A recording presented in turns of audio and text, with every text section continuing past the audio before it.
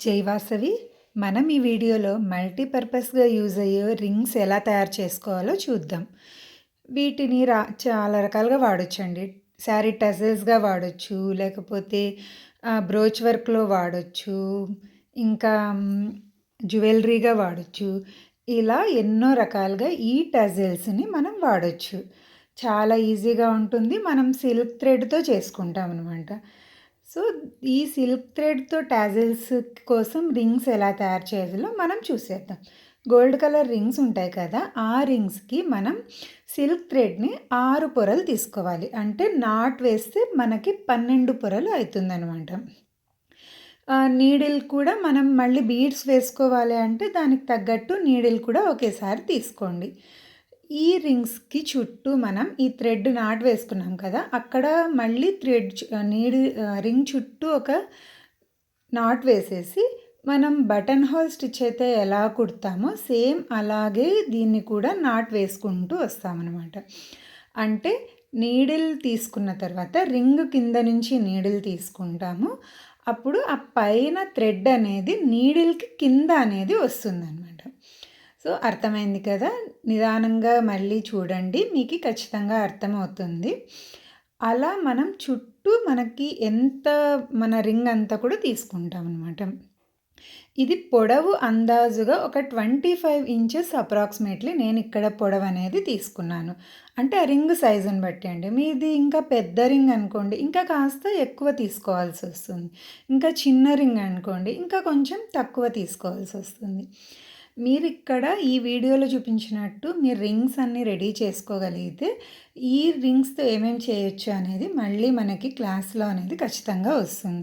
So, అంతా అయిపోయిన తర్వాత ఫస్ట్ ఉంది కదా! ఆ దాంట్లోకి మళ్ళీ ఓ చిన్న నాట్ వేసుకొని ఇప్పుడు నేను బీడ్స్ తీసుకుంటున్నాను. ఇక్కడ నేను 2 పర్ల్స్ అనేవి తీసుకున్నాను.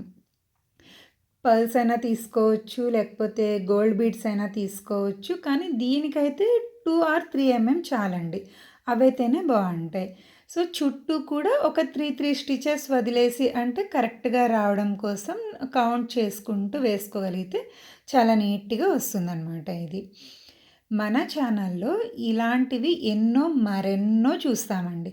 సో, మీకెవరికైనా ఆర్ట్ అండ్ క్రాఫ్ట్‌కి సంబంధించిన క్లాసెస్, అది కూడా మేకింగ్ వీడియోస్, ట్యుటోరియల్స్ కావాలి అనుకున్నప్పుడు ఖచ్చితంగా ఫాలో అవ్వండి.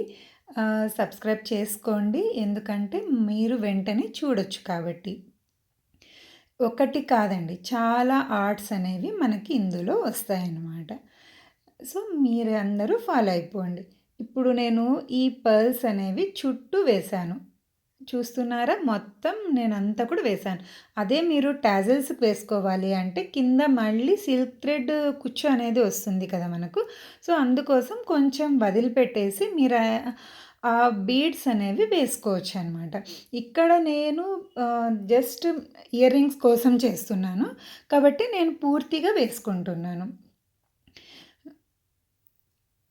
పూర్తిగా అన్నీ అయిపోయిన తర్వాత మరి ఫస్ట్ స్టిచ్ ఉంటుంది కదా! అందులోకి మనం నాట్ అనేది వేసుకుంటాం. ఇందులో మనకి నాట్ వేసుకున్న తర్వాత థ్రెడ్ అనేది కనిపిస్తుంది కదా అని మీకు డౌట్ రావచ్చు.